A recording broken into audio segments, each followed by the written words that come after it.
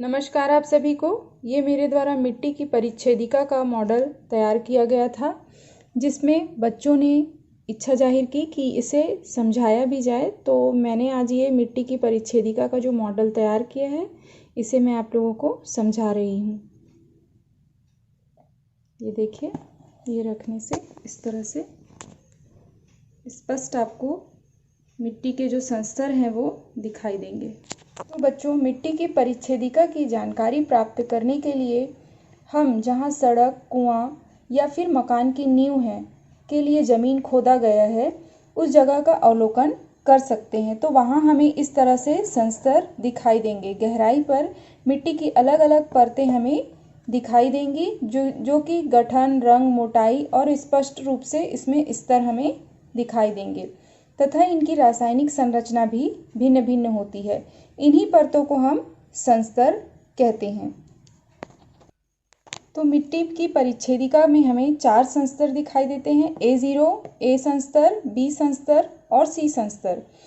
A0 संस्तर है, यह सबसे ऊपरी संस्तर होता है, जिसे कि हम कार्बनिक संस्तर भी कहते हैं।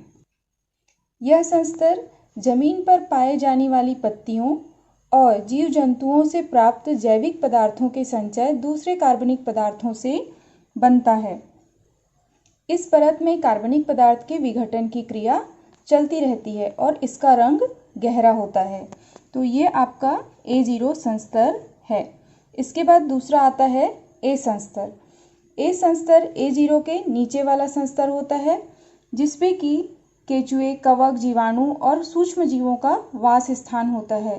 यह संस्तर ह्यूमस से भरपूर रहता है और यह मुलायम, छिद्रयुक्त और अधिक जल अवशोषण करने वाला होता है।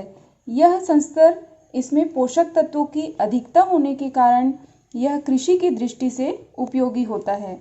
इसके बाद हम तीसरे संस्तर पे आते हैं, B संस्तर, जो कि A संस्तर के नीचे होता है।